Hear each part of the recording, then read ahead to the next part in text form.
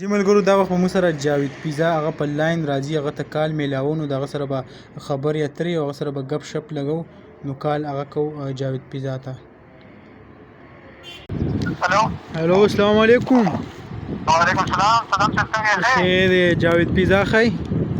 خیر دی، شکر دی. خیر دی، به شکر دی.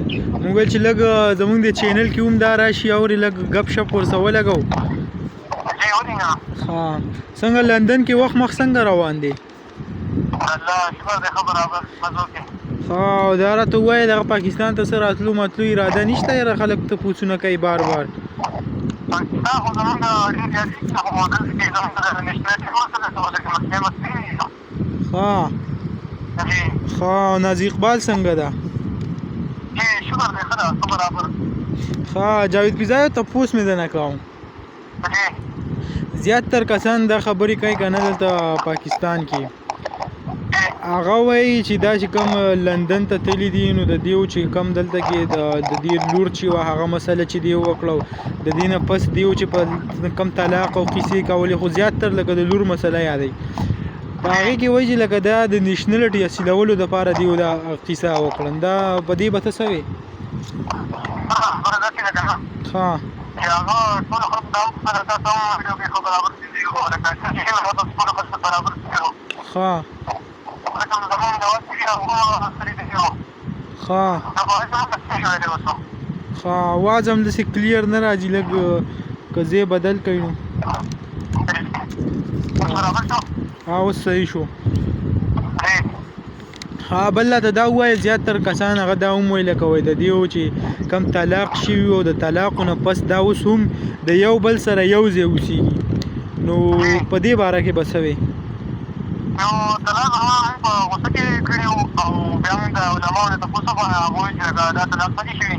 ښه نو جاوید پیزا یو خبره کومه لکه کم طلاق چې کېږي نو هغه خو ټول خلک په غوسه کې لکه طلاق ورکوي داسې عام خو چې چا جګړې غوسې نه نو څوک خو طلاق نه ورکوي طلاق خو څوک ورکوي نو هغه هم په غوسه کې ورکوي لکه ستاسو خبره صحیح ده خو لکه دا موږ په غوسه کې کړي او دا موږ علماو نه تپوس کړی په دې باندې. ښه کوم غټ علما دي هغه نه موږ تپوس کړی په دې خبره باندې لکه هغه وایي چې دا طلاق چې هغه نه دي شوي. ښه او لکه پاکستان ته څه راتلو متلو څه اراده هم نشته له نو مسله دا ده چې لکه زموږ د سټېډیم سره دا څنګه کابل یو داسې کې او لکه ستاسو خو لکه کم صحیح ځای چې د هغه هم کابل دی که نه دغه هم مسله ده.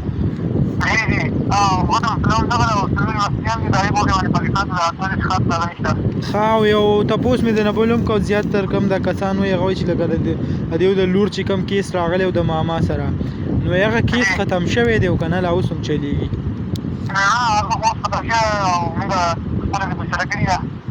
ښه نو دغه دی ډېر ټایم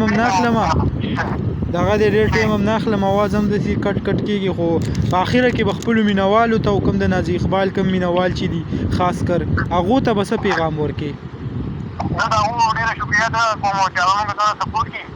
ښه او بله دا چې هغو ته به زه ووایم چې لکه یو کار تاسو په خپلو غوږو باندې نه کړی په خپلو غوږو باندې تاسو اورېدلي نه او په خپلو سترګو تاسو لیدلی نه.